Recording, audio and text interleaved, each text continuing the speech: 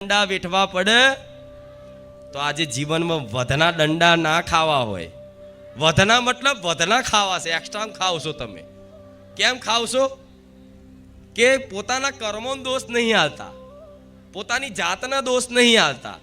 દોષ આલે છે કોઈ માતાજીને, દોષ આલે છે ગ્રહોને, દોષ આલે છે કોઈ ભૂત પ્રેતને, દોષ આલે છે કોઈ મૂઠચોટ વિદ્યાને, દોષ આલે છે કોઈ વ્યક્તિને, દોષ આલે છે કોઈ વસ્તુને.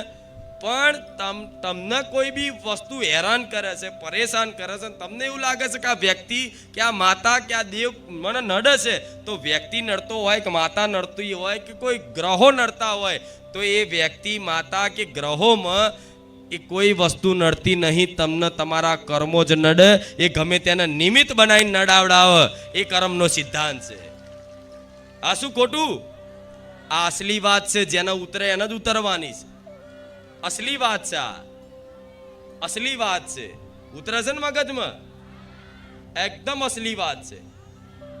અને પાછું જો તમારો સમય એવો લખ્યો જો લગીન કબૂલો નહીં, તો લગીન વધના દંડા ચાલુ રહે. બોલ, ચોરી કરી, ચોરી કરી, તમે ના કરો તો શું ખાવ દંડા? અને એક વખત તો કબૂલવાનું થશે ને. કબૂલ છે એટલે પાછી જે સજા થવાની એ તો થવાની જ.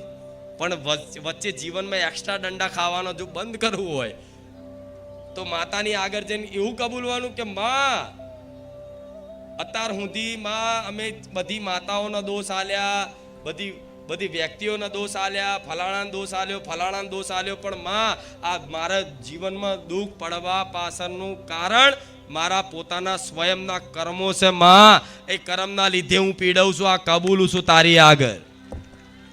આ કબૂલવાથી જે માર પડતો હોય બંધ થઈ જાય. જે ખાલી તમે જે કર્મો કર્યા હોય, જે ગુનો કર્યો હોય, એની સજા જ બાકી રહે કે નહીં? તો એ ચોરી કરવા વાળો વ્યક્તિ પોલીસ સ્ટેશનમાં લઈ જાય, પોલીસ વાળા એને શાસન હેઠળ લે અને ગુનો કબૂલાવવા માટે એને પૂછપરછ કરે. તો બોલે નહીં તેને દંડા મારે. દંડા મારે 2-4 મારે છતાંય ના બોલે, બીજા 8-10 દંડા પડવા મળે.